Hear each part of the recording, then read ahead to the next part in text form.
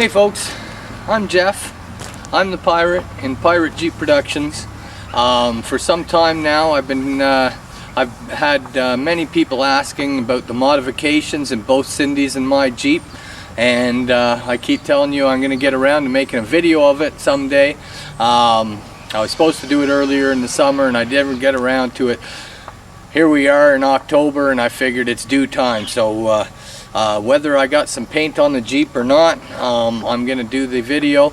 I'm going to give you a quick little rundown of what we have in our driveway and then the modifications in our Jeep. It'll probably be a 2 or 3 part little mini series, but I tried to do it yesterday and I wound up with, I don't know, 50 minutes of footage or something like that, so a little ridiculous to make a YouTube video with that much footage on just stuff in our driveway. So anyway, being that the fuel costs these days have gone up. As you know, Cindy and I, we both used our Jeeps as daily drivers, but then with the fuel costs the way they are, it's $1.30 here in Nova Scotia, $1.30 a liter, which converts to American gallon would be about $5 a gallon for our gas here. So driving the Jeeps as daily drivers was just getting a little ridiculous. We spent like $800 to $1,000 last year on fuel costs a month, $800 to $1,000 a month on fuel costs in our Jeeps, using them as daily drivers. So we figured what we're going to save by buying an economical car will more than pay itself off. So, and as it already is, we're spending less than $200 a month now for gas, and we've got a nice little car to get us around. So anyway, let me give you a quick little tour of our driveway, starting with this is our fuel miser. This is our 2011 Hyundai Elantra.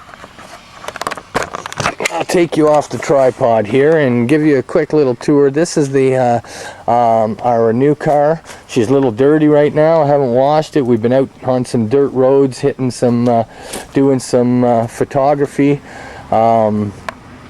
And of covered bridges in New Brunswick and such. But this is our new car that we picked up in March. It's a 2011 Hyundai Elantra that we lets people know that we're Jeepers.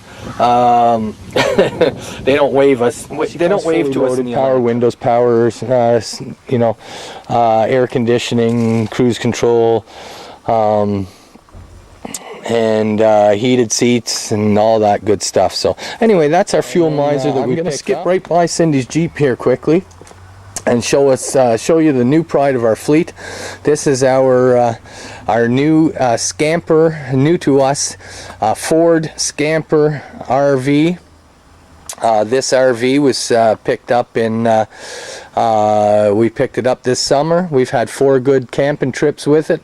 It's a 1971 Ford F350 chassis, in immaculate condition. As you can see, there's no rust. She's been very well taken care of, stored indoors every year. As you can see, the rocker panels, no rust. She's in great shape.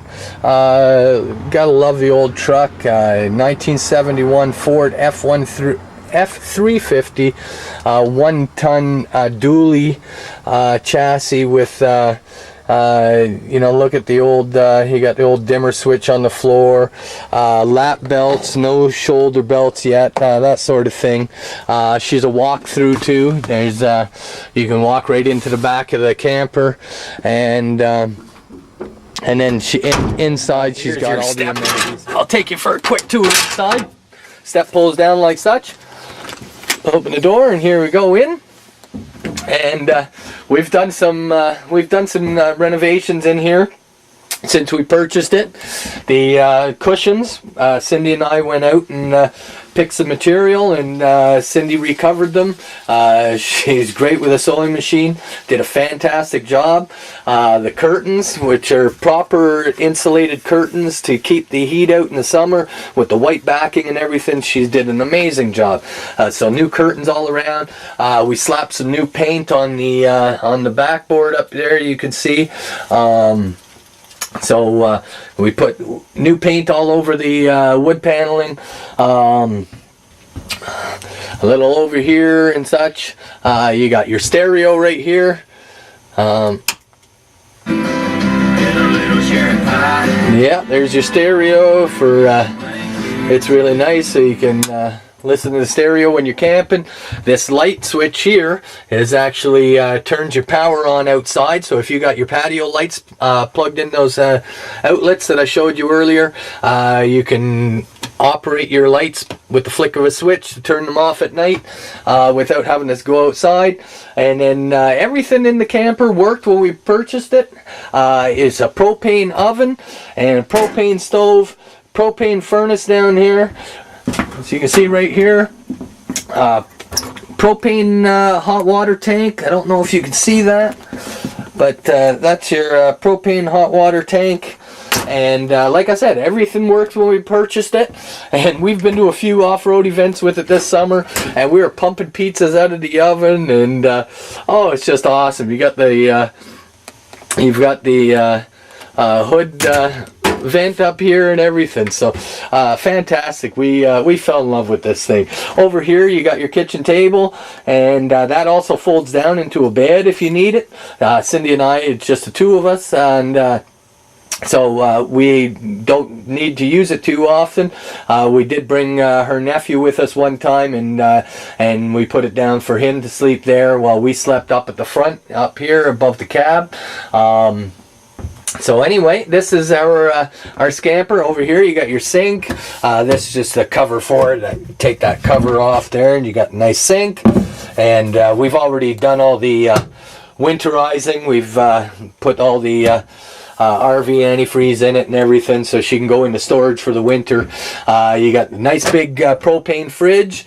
The propane fridge works great. It's huge inside. You could fit a dozen beer right in the bottom. Holds a dozen beer. You put 2-liter bottles of Pepsi in the door. A nice big freezer and everything. Works like a charm. It's beautiful. I'm really impressed with the size of it for a camper, you know. And we leave this bungee cord hooked up to the top of it here just to keep the door from swinging open when we're driving. So anyway, and then in here you got your inverter converter.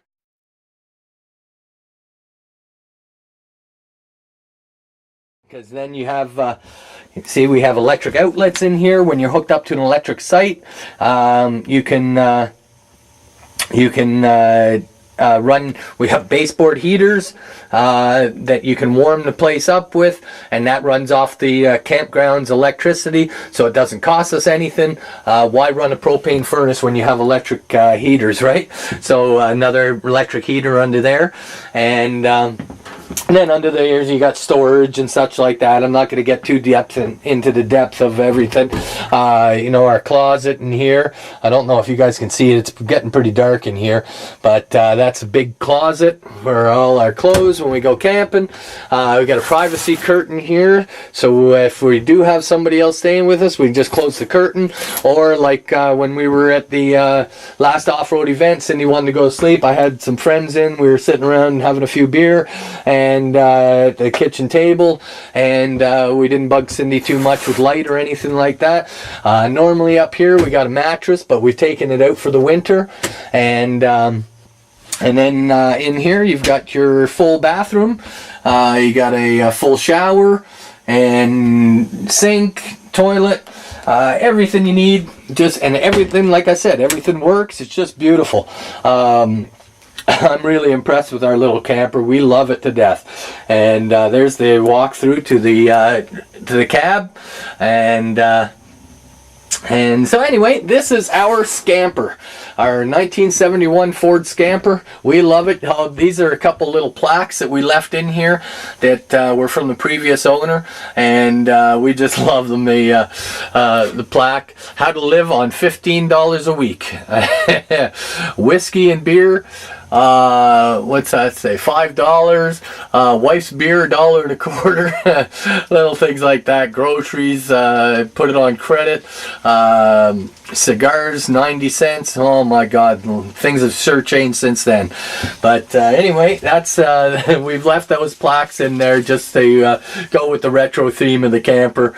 And see, we wanted to upgrade things a little bit, but we didn't want to put it too modern. We want to keep it with the retro theme.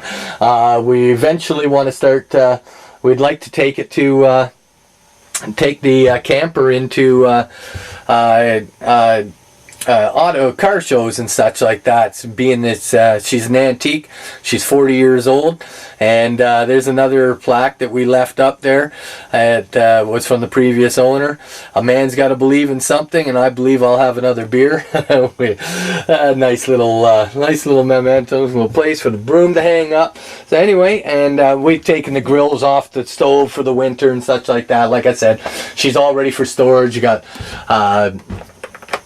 lights that run off the batteries, got a deep cell battery up front, you've got 3 vents going down the roof, and they got hood mates on top so you can leave it open, the rain won't get in.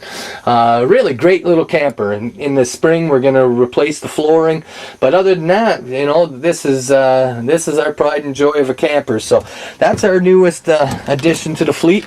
I just figured I'd show you that. Pre-built manufacturing in Lethbridge, Alberta back in the early 70s. This was the beginning of the RV era.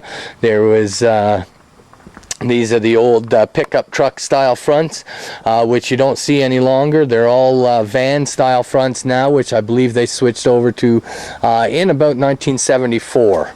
So this is the newest pride of our fleet, our RV, which is a 1971 Ford Scamper. So we just love it. 360 engine in it, no other modifications, no lift yet, no big mud tires, and just all terrains.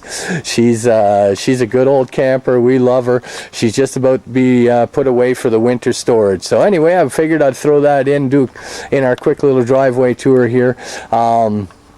Now this will probably be the end of part 1, and it looks like I'll start the Jeeps in part 2, and give you a good tour of our Jeeps and the modifications. So stick around. We'll be right back with the Jeeps.